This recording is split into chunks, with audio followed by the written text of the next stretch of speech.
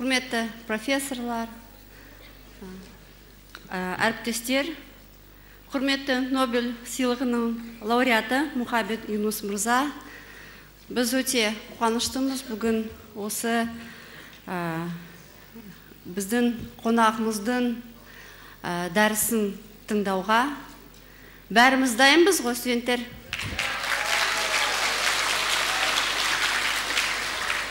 Енді бір екі сөз айтайын университет туралы, осы қонағымыз туралы.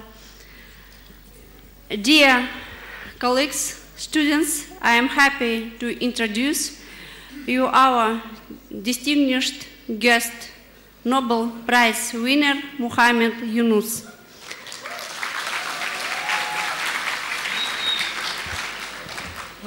Let me tell you some words about Professor. Professor Yunus is a Bangladeshi social entrepreneur, banker, economist.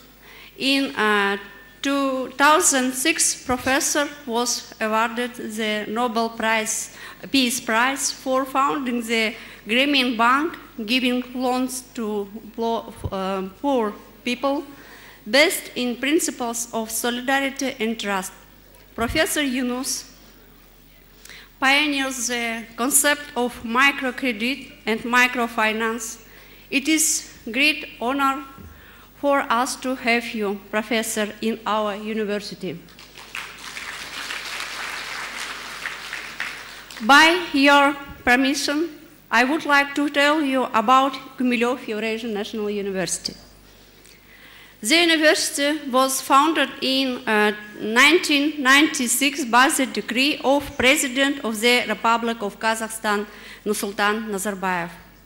There is a three-level system of students training in the UNU: bachelor's, master's, and PhD.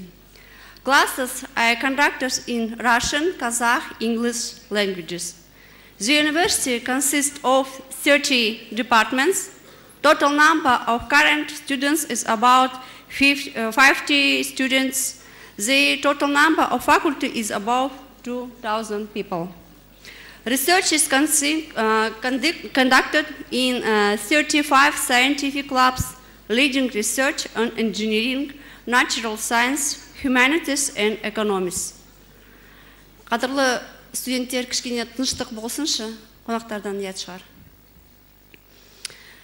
They cooperate with more than 120 leading universities worldwide, majority of which is among the top 2,000 universities involved. The result of deducted work aimed in improvement the quality of educational and scientific processes in an international recognition.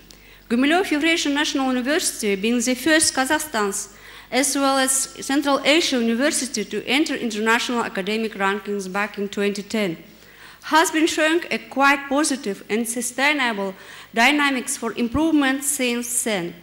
In particular, in 4 years, UNU has improved from 500 plus in 2010 to 303 in 2013, according to QS World University Ranking. In 2040, we were included in the QS Top 50 Under 50 rating. The university is on the 32nd place in the world. This fact showing the continuous improvement of education quality and emphasizes the strengthening of the university in the world market of educational service and research. One of the most effective and promising areas of development of research quality in the program of visiting international professors to the universities of Kazakhstan. Today, up to 900 visiting professors from 35 different countries on the world visited our university, including 9 Nobel Prize winners, 28 heads of states who lectured on various topics. President Nazarbayev always says to our young people, learn from the great men of the world, gain their rich experience.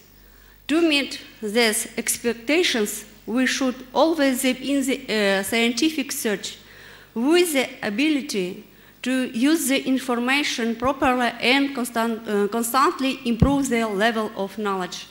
That's why we are in constant search for innovative breakthrough ideas, and we are delighted to hear first-hand experience from our guests. And now, I would like to give floor to our guest. Please welcome Nobel Peace Prize winner, Professor Muhammad Yunus. Good morning. It's big. I'm absolutely delighted to come here and meet you. I didn't expect that so many students will be in the hall. I thought it's a small group. I'll be talking more informally. I'll still speak very informally. I hope you understand English. I'm sorry that I can't speak your language.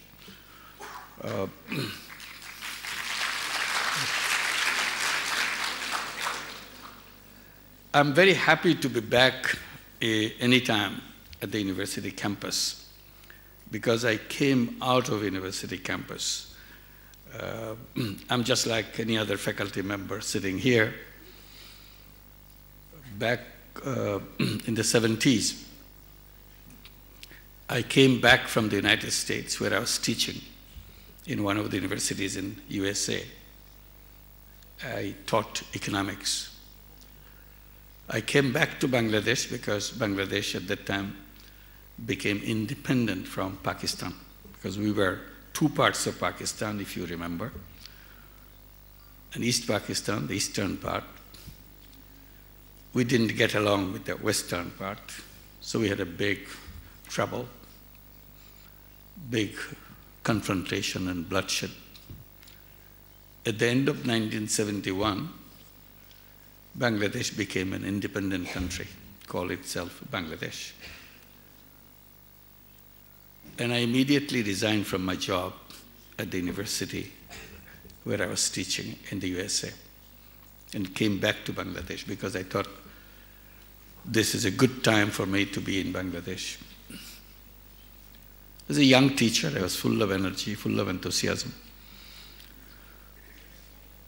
And I started teaching. But the situation in Bangladesh went down very sharp, very quickly. We had a famine, meaning people dying of hunger.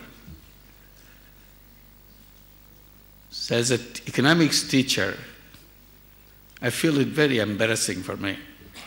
Here I teach elegant theories of economics, beautiful theories. And I feel so proud of those theories. Then I come outside the classroom and I see people dying, not having small amount of food for themselves. So I started questioning, what good is all those beautiful theories if it doesn't work for people? This may be beautiful fairy tale, beautiful stories, but has no meaning for the people around me. So I became very frustrated, very depressed.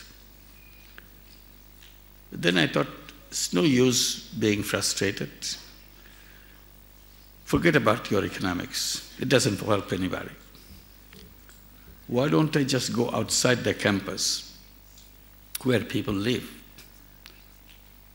and be in the village next door? See if I can make myself useful to even one person. I'm a small guy, I cannot do big things, but I can be useful to one single person, even for one day. So I started going to the village every day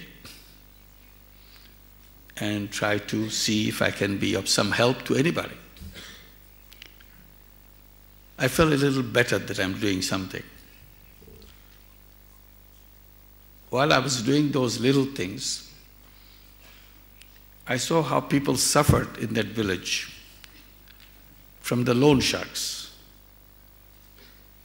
I hope you understand what is a loan shark. They give tiny little money to people and grab everything from them. It's everywhere in the world.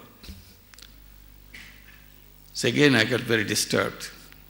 that people can be so cruel to each other. They see the poverty in the village, but still they want to make money out of the poor people. And as I see this every day, it feels very ugly, very uncomfortable. And I was feeling very helpless. You can't do anything. It's such a big problem. Then it came to my mind, I can do something. I can even solve this problem for this village. Why don't I lend the money myself? If I lend the money, then people don't have to go to the loan sharks. Very simple solution. So I started giving money from my pocket, giving loans to people who would like to take it. And it created such a sensation in the village. Because now they don't have to go to a loan shark, they can come to me and take the money. And I was feeling very happy that for this village, I have been able to liberate those women or men in the village from the loan sharks. But while it is a sensation in the village, other villages, they started coming to me for more money. And my money was running out. I'm not a big rich man, I'm just a professor, teacher. So I started worrying, where do I find money to lend money? So I went to the bank, which is located in the campus. I talked to the manager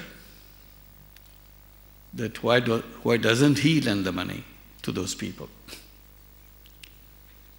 Manager immediately says, impossible. Bank cannot lend money to the poor people. I argued with him. I gave him good reasons why they should do it. He said, my banks don't have rules to do that. So I started going to the higher officials in the banking system to see if they can find a way to open their door and lend money to the poor people. Everybody said, cannot be done. So for months, I was running around to see I can convince the bankers to open their door and lend money to poor people in the village. Nobody agreed to that. Then I had another idea. I said, why don't you accept me as a guarantor? I sign all your papers, I take the risk, and you give the money. If somebody doesn't pay you back, I pay back. So I stand as a guarantor for this. Then they had no good argument not to accept it. But finally, they accepted my proposition. I took the money for giving it to the village, so I'm signing every paper they give me. I didn't care what they're writing in these papers, I just keep signing. I said, whatever happens, happens, I'll take it. But it became very popular. But the bank was becoming very reluctant, seeing that probably it will fail sometime, then they will not be able to pay back. Then I decided to create a bank of my own. Why don't I create a separate bank? Now I know what to do. It was a long story again, but finally we did it. I started in 1976. In 1983, we became a bank, called it Grameen Bank or Village Bank. Grameen is a Bangla word in our language, means village. So it's a village bank. Once we became bank, we started spreading very quickly. Now it works in Bangladesh, all over Bangladesh. Bangladesh has 85,000 villages. Grameen Bank works in every single village. We have 8.5 million borrowers, and mostly women. 97% of our borrowers are women.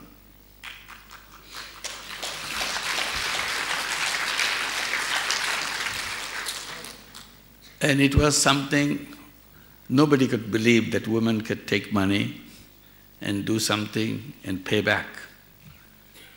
Even their husband didn't believe that his wife can do such a thing. But we wanted to reach out to women because I was criticizing the banks in Bangladesh when they were not allowing the money to come to poor people. I was criticizing them by saying, not only you're wrong because you don't give money to poor people, you're also wrong because you don't give money to women. Even she's a rich woman, you don't do it because she's a woman. And I pointed out, not even 1% of the borrowers of the banks in Bangladesh happen to be women. So 99% are men, only 1% is women. I said, this is absolutely wrong. When I created my own bank, I decided to make it 50-50. Half the borrowers in Grameen Bank must be women. Then I go to the women to give them loans. They said, no, don't give it to me. I don't know what to do with money. I'm too poor to handle money. Then she will say, why don't you talk to my husband? Maybe he needs the money, but I cannot touch money. I'm afraid of money. So that was our starting point. My students, I always started with the students. My students were working with me, particularly the girl students who talk to the women because men cannot go to the women. So I have to take the girls from my class to go to the women to talk to them. I cannot go to them. So they were getting very frustrated because they could not persuade any woman to take it. Then they started saying, maybe we should not try because they don't even are willing to talk to us. They are afraid of money. I said, I told them that when a woman says, no, I cannot touch money, I'm afraid of money, always remember, this is not her voice. This is the voice of the history which created her. Because the history has always told her she's nothing. She's good for nothing. She is not able to do anything. She can just take care of the babies, that's all. So that's how they grew up. That's how they believe. Because the fears created for them is so enormous. They cannot see anything else but the fears. They are blinded by the fears. I said, our job would be to go back to them again and again so that we can peel off these fears layer by layer so that someday one of them will say, maybe I should take some money. Maybe I should try. If she says that and she starts taking the money, others, her friends around her, will become curious. How should they do it? If she is successful, they will say, maybe we should do it too. Then the whole process will begin. It took us 6 years to come to the 50-50 level. We never gave up. Finally, we made it. We celebrated it, that we made it. Then we noticed something else. Money that went to the family through women brought so much more benefit to the family than the same amount of money going to the family through men.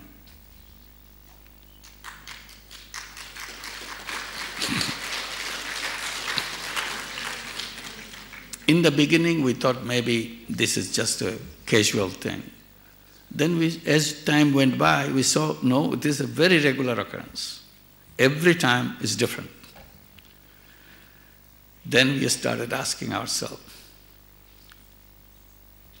what is so good about 50-50? Why must we follow 50-50 principle?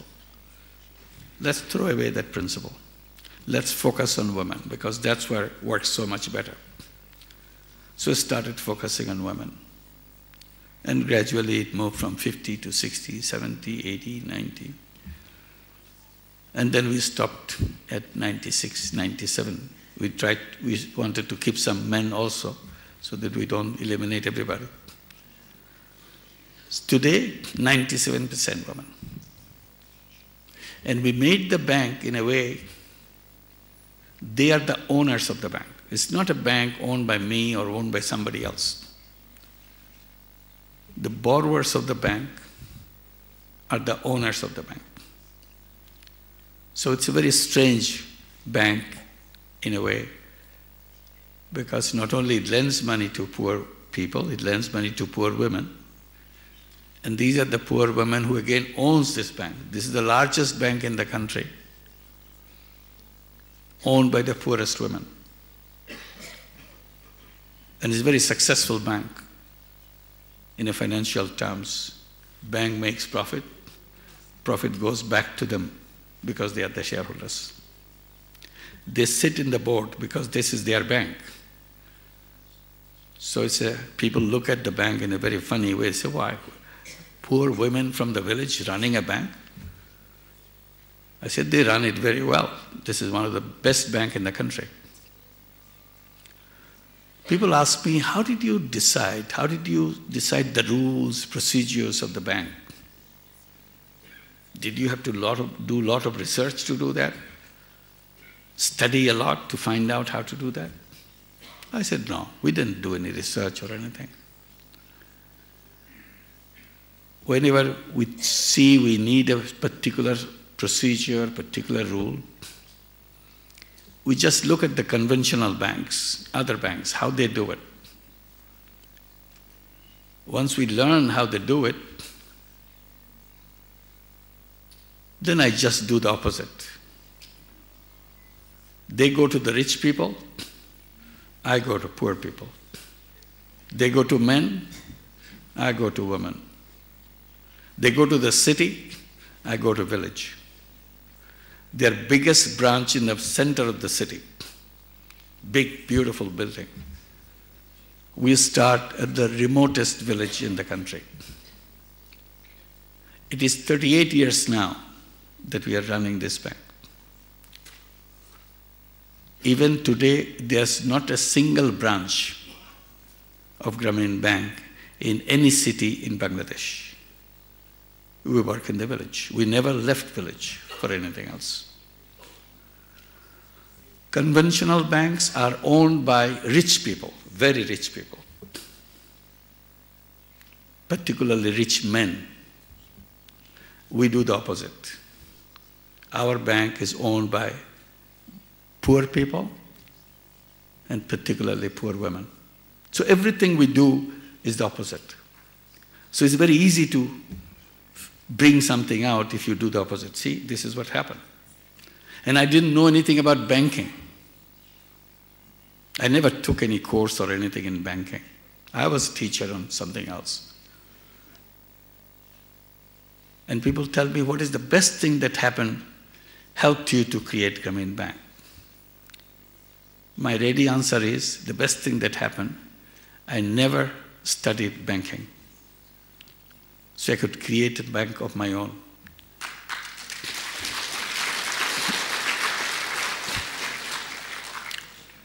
Because if I had learned banking, if I studied banking, I would not dare to do things that I did. Because it's so different. My learning will say, no, no, you cannot do that. So I was under no such fear. I was totally free. I can do anything I want. And it worked. Conventional banks is based on collateral. Meaning you have to have something, some wealth, some possessions, against which bank will give you a loan. So you will have to submit all your papers, your ownership titles and everything to the bank. And bank will keep this under their possession and give you the loan. That's the banking system. And first thing I did, I dismissed the whole idea of collateral. If you're asking a poor person to give papers, she doesn't have any papers, she doesn't have any ownership on anything. So bank cannot do the job if you have the collateral. So we dismissed the whole question of collateral in banking. And since we don't have collateral, we don't have any lawyers. Because you need lots of lawyers when you have papers to study all your papers. So I tell people that Grameen Bank is the only bank in the world which is lawyer-free. We don't have any lawyers at all. And it works beautifully. Sometimes bankers ask me, Professor Yunus, can you sleep at night peacefully? Because you have given out so much money to people without collateral. Don't you worry that this money may not come back? I said, I don't worry for a second. When I'm surprised, my banker friends are losing their sleep worrying about me. I'm okay. Today we lend out more than $1.5 billion every year. And it comes back without any problem. And that idea of lending money to the poor people, small money, became very popular. So everybody wants to understand from outside Bangladesh, what is it that you call it? You have to have a name for it. I said, we just give small loans. So we use a word in Bangla, in our word, it's a small loan. So they translated it as microcredit. The word microcredit did not exist in the dictionary of English language. Because we did something, it had to be described, it had to be given a name. So the word microcredit was coined, and that became known for everybody, microcredit, microfinance. It became a part of English language. So we did very small thing. Notice how small it was. But it became big. Today it works all over the world. Every single country, including Kazakhstan, have microcredit program. We are challenged to do it in the United States because scholars in that country were saying, no, we tried it in the USA, it doesn't work. I said, it's not right to say it doesn't work. All I can say, you didn't know how to do it. This is the question of doing it the right way. And they challenged me to do it, show them how to do it. So we started a program called Grameen America in the United States, in New York City, in 2008. We started in Jackson Heights of New York City. It became a beautiful Grameen program. Now we have 6 branches in New York City. We were 20,000 borrowers. 100% of them are women. And do exactly the same way as we do it in Bangladesh. Then it's spreading. Many other cities became very interested. We are invited to do it in other cities. We have 2 branches in Los Angeles, 2 branches in San Francisco, 1 in Boston, and Houston, and Charlotte, North Carolina, Omaha, Nebraska, and it's spreading many, many other cities. So this is the power of something that you do which helps people. Immediately becomes relevant to the whole world. People ask me, after all these years of work with the Grameen Bank and poor people, why people are poor? What is the reason? What is missing in the poor people that they become poor? My answer is, there is nothing missing in the poor people. Poverty is not created by the poor people. Poverty is created by the system we built. So if you're looking to help poor people, don't look at the poor people. Look at yourself. You are the cause of poverty, not him, not her. Because we created a system which puts her into that condition. They don't have any access to anything. You build a world which kind of blocks off everything from them. I give the example of banking. I said, look at the banks. You think it's a great institution. But it's only great for the rich people. The richer you are, more money you get from a bank. And you make more money to go up. If you are not in their radar, then you stay there. You can't do anything. So you remain where they are. I say it's a failure of the way we created institutions. That's the cause of poverty. Also the conceptual framework of economics that we have today, what we call capitalism. That's where it went wrong. Capitalism is very narrowly constructed conceptual framework. Capitalism thrives on individual initiatives, which is good.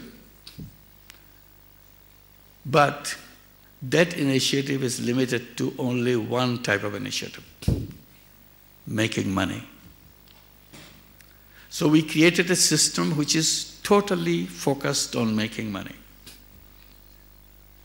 So we don't see anything else. Just in front of us, we see money signs. So we are chasing money in our life. Money has become a passion for us. Sometimes money has become an addiction for us because we can't think of anything else but money. And I keep repeating that this is a very wrong interpretation of a human being. Human beings are not money-making robots. Today we became money-making robots. We cannot think of anything else.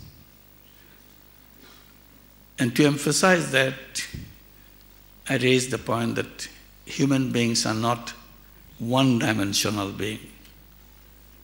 But the theory has made us one-dimensional. We have no other dimension. Either we do a business ourselves to make more money, or we work for a business so that the shareholders earn a lot of money. We have no other role.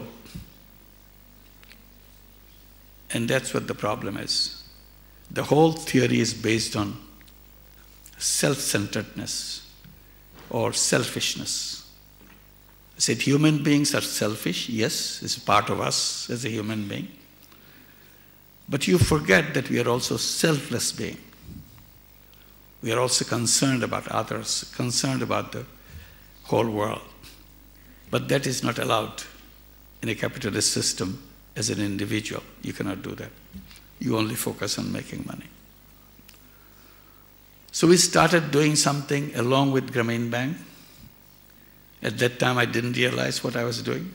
But every time I see lots of problems. Bangladesh has all the problems in the world. You have plenty of it. So you keep seeing all these problems. Every time I see a problem, I try to see how I can address that problem in a tiny bits of it. Not big one. I always feel that I cannot solve the big problem. I can still solve the tiny problem. So I look at the tiny piece of that problem and try to solve that problem by making a business. I create a business to solve a problem. So I create a lot of those businesses to solve problems. More than 60 companies I created in Bangladesh. And every day, every week, every month, I'm creating another one. Because I see another problem, I try to solve that problem by creating a business. To give an example, Bangladesh doesn't have much of electricity. You are lucky you have so much energy in this country. We don't. We don't have anything. We have to import everything from outside. 70% of the population of Bangladesh doesn't have electricity. 70%. So if you go outside of the cities, you see dark villages having little kerosene lamps in the houses. No matter what you are, how rich you are, doesn't matter. You have only kerosene lamp because electricity doesn't get there. It looks so odd that in 21st century, you'll see the prehistoric darkness in the villages of Bangladesh. And I, like millions of other children in Bangladesh, grew up in the village, studying under a little kerosene lamp, trying to read because it's very hard to read under a kerosene lamp. And that's what they do. Then I thought we are in lucky world. Today, so much technology is available. Why don't we bring the technology of renewable energy? Forget about the fossil fuel energy, kerosene. Move into the renewable energy, solar energy. So I read about the solar energy, how it is done. I didn't know anything much about it.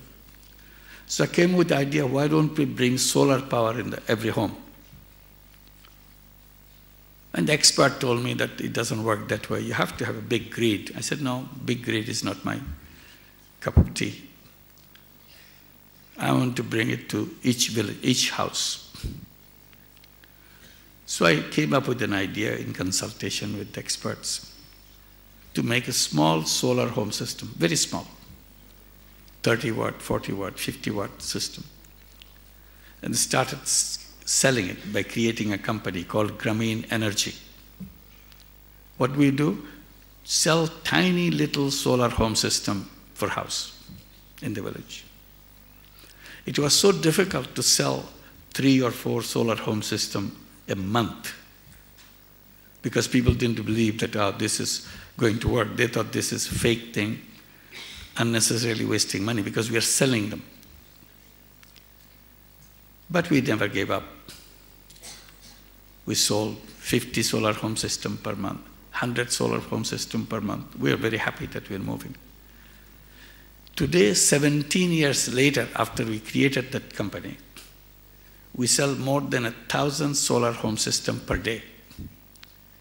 And we have 1.5 million homes with solar energy right now. It will take another 3 years to get to 3 million solar homes in Bangladesh.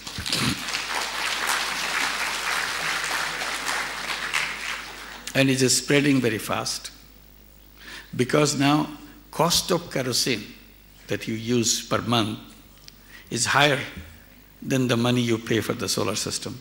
So people will say, okay, we tell them, give me the money that you spend for kerosene every month, I give you the solar system. It's a good deal. People like it. And that's how we did it. But did we do it to make money? No, we didn't do it for making money. We wanted to solve a problem. So we started calling these companies that I created as a problem-solving company, not money-making company.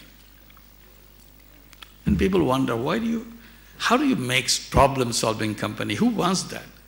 People want to make money. I said, I don't want to make money. This is, oh, you are a crazy person. You don't count. I said, maybe there are other crazy person in the world like me. They would do it. She said, but that's not a solution. I said, that is the solution. And you are wrong that it's only crazy people do it. Any normal person will do it because it's part of human being. You want to do things which solves problem of the world. So we have the solar home system as a renewable, with health system. We bring health care to the poor people in a very affordable way. Technology is making its all difference. So we take advantage of this technology. We didn't have telephone in the country. We had only 500,000 telephone in 1996. When we took a license from the government to create a mobile phone, cell phone company called Grameen Phone. All those phones that existed before that were only the city. Villages never had any telephones. We said, why don't we bring this technology? This will help poor people change their life. So we created this company to bring mobile phone in the hands of the poor women in the village. Everybody was shocked because mobile phone at that time was supposed to be in the hands of the rich people. I said, no, we will have it in the hands of the poor people and poor women. We created that company and gave these phones in the hands of the poor women. Grameen Bank gave her a loan, she bought a telephone. To do what? To sell the service of the phone in the village. Everybody in the village has to come to her to make a phone call because nobody else has a phone. It became a roaring business for her, and she became very quickly very high income generating person in the village. And in a few years' time, we had more than 500,000 telephone ladies all over Bangladesh. We call them telephone ladies because she has a phone, nobody else has a phone. Today, mobile phone became so popular in Bangladesh. And Grameen Phone is the largest telephone company in the country. Out of nowhere. Out of 160 million people in Bangladesh, there are more than 115 million telephone subscribers. Every family has several phones. Almost everybody has a phone, rich, poor, doesn't matter. So we can bring everything to the mobile phone. We are trying to bring healthcare to the mobile phone. We are challenging the big equipment producers of diagnostic services to redesign their diagnostic tools to make it available through mobile phones. I said all those diagnostic things can be done with the mobile phone. Now, many young people are responding in many research laboratories around the world, in USA, in Europe, and Australia, coming up with ideas how to make it happen to the mobile phone. Right now, we can do eye scanning. You don't have to go to a clinic or a doctor to find out your eye power. You just look at the screen of your mobile phone and with a little attachment to it, and you get quickly the reading that you want. So you can do your eye care scanning every day, every moment, because you have the mobile phone. So it doesn't have to pay anybody anything. We have a problem in Bangladesh of maternal death. Mothers dying at childbirth because she doesn't know that she has a risky pregnancy. So at the time of delivery, she died and the child dies. So we have been worrying about it, how to solve it. So we battled with the ultrasono manufacturer, the gadget which you need. You have to go to the clinic to find out the position of your baby and the condition of your baby. We battled with them to make it a very small tablet-size ultrasono. I said it's all about nanotechnology, chips. You don't need a mega kind of thing. You just want to make money by creating all those things. Gimmicks. Come to the basic. One company did it for us, made it a small tablet. So we take the young girls from the village to go to every pregnant woman in the village to take the image in that tablet. All she has to do is to take the image and send the image by mobile phone to the doctor wherever he is. And doctor looks at the big screen and picks up the phone, talks to the mother. Your baby is doing fine, don't worry about it. She didn't have to go anything, she stayed home.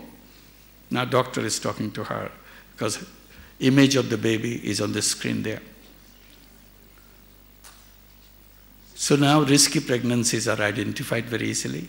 It's about 11% of the pregnancies are risky pregnancies in Bangladesh. So we want to figure that out and isolate them and pay attention to them so that she has a safe delivery. Now you can do cancer identification by the mobile phone, particularly lung cancer. You can do your echocardiogram just holding the phone in your hand, and the screen will show you all the curves, all the graphs. You don't have to go to a clinic, plug in all those kind of things, nothing. So you have those creative mind to make that happen. Technology doesn't come from the sky. It comes from the mind.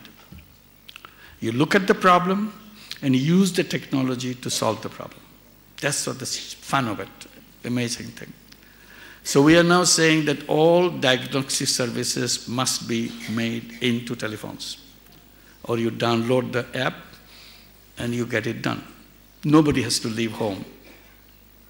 And for doctor, we said we can create a computer doctor which has all the information about medical science.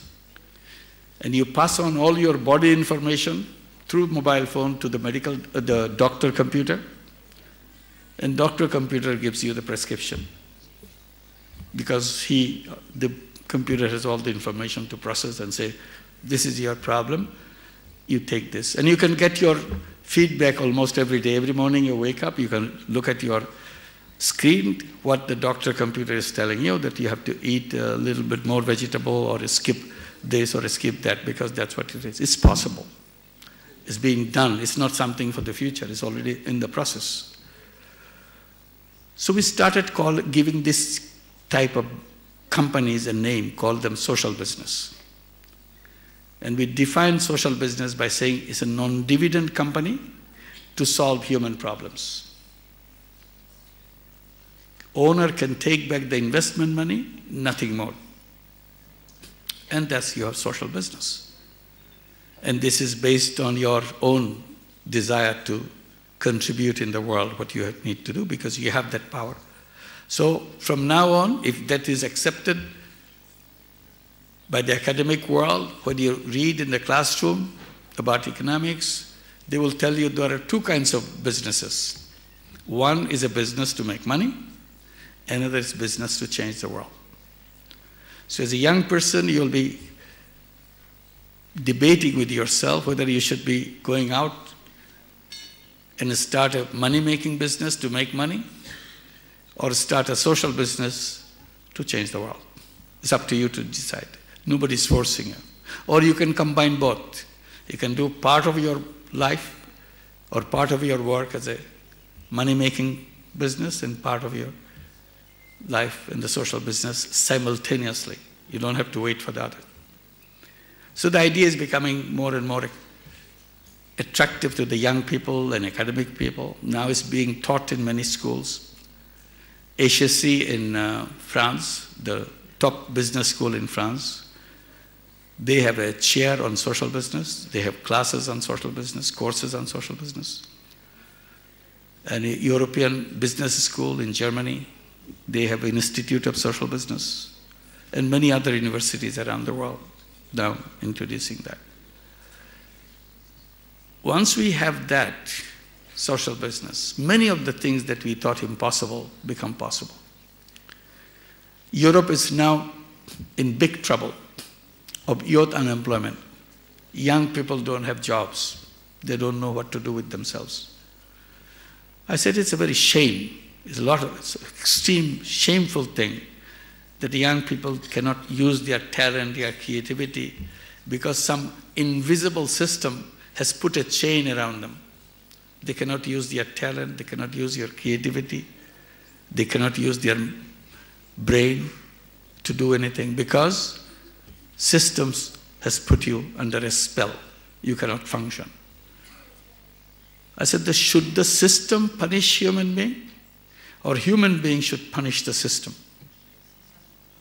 It's a very simple question. I said, we don't want to live in a system which punishes us. We create the system to help us, not punish us. Today, this system punishes us. So we have to redesign that system. I said, it's a very simple thing to get young people out of unemployment. With the wrong thing that we have done, we are teaching, because of the way capitalism has been interpreted, we are teaching in every single education system. We are telling our young people, study very hard, go to the best school, and get the best degree, and get the best job. As if getting a job is the ultimate of the life. I said, it is not. So education institution in a way became a job seeker making factory. You make people to seek jobs. I said, the real human being is not a job seeker. I said, when we used to live in the caves in the prehistoric days, did we send job applications to each other that I need a job, find me a job? We didn't have even thoughts about application. We just went ahead and get things done. And that's the history we carried with us. Find out from history when first time the job application came in history. Only the other day. It didn't exist. So job application is not part of our DNA. Our DNA is to become a self-reliant person. We do our own thing. But the education system has destroyed that. So we are telling in Bangladesh, lots of young unemployed people, we tell them, look, you have to redesign your thinking process. Don't even think about sending an application to anybody. Always tell yourself repeatedly, I'm not a job seeker, I'm a job giver. Behave like a job giver. Act like a job giver.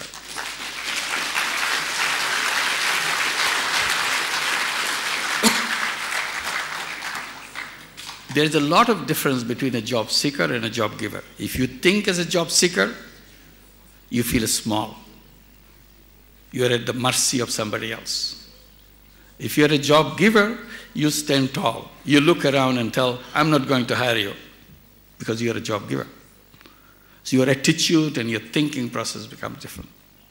So what we are doing in Bangladesh, we ask all these unemployed young people, come up with a business idea.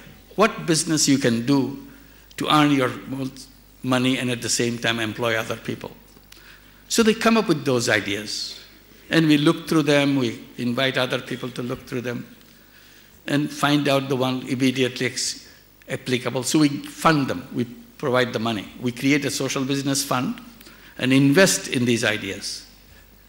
And sometimes 100% investment, 99% investment, 90% investment, no matter what money you have and what money you need, start a business.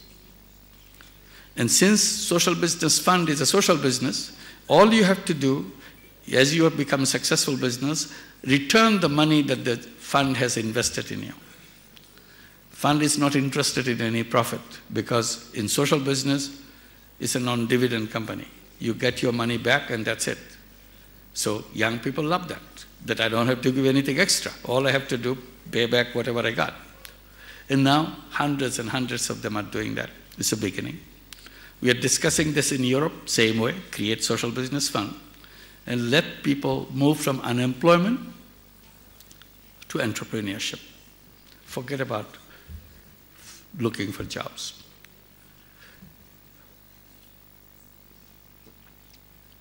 I remind them, job seeking or unemployment, these are artificial things. It's not natural to human being. A human being cannot sit idle.